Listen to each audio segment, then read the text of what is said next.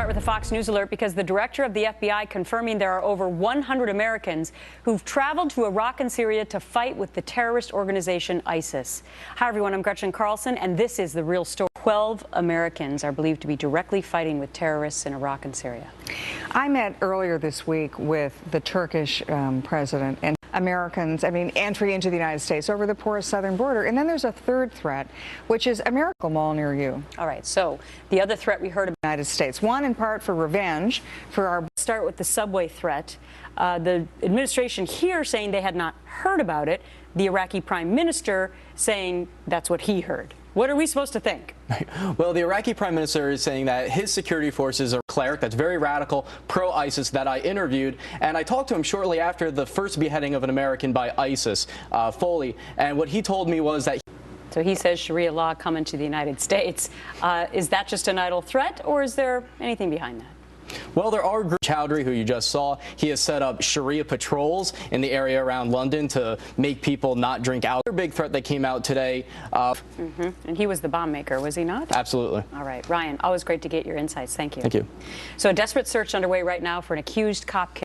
Welcome back to The Real Story. Groundhog Day coming back to haunt New York on this alleged plot. Well, they're downplaying this big time because they say that this information, whether the Iraqis are sort of hyping this up to keep America and others engaged, to say you're focusing on Syria now, don't forget about more airstrikes in Iraq. Ah, interesting. But also it raises down.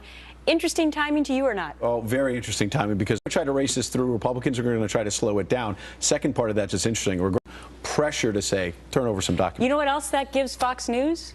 A lot of viewers. It will be. Because when those hearings are going on, if those kinds of questions are asked, people will want to see what the answers are. I suspect we'll be talking about it. Yeah, no doubt. Ed, thanks. Great to see you.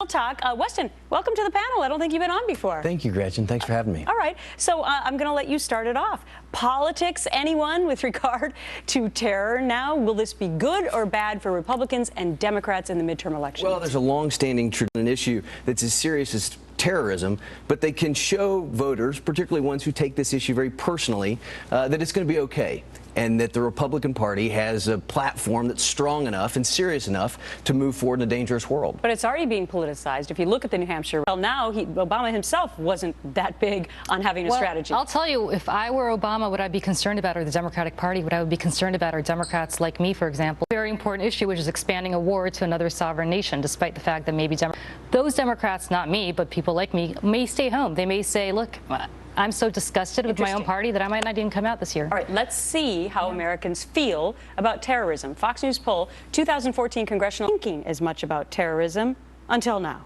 Yeah, I don't think this is the defining issue of the midterms. That matter. Don't drop to the lowest common denominator, but let's talk about what really matters to people and talk about substantive. Yes. So we never know what we're going to be talking about the day before the elections even. Julie, Weston, great job. Thanks so much.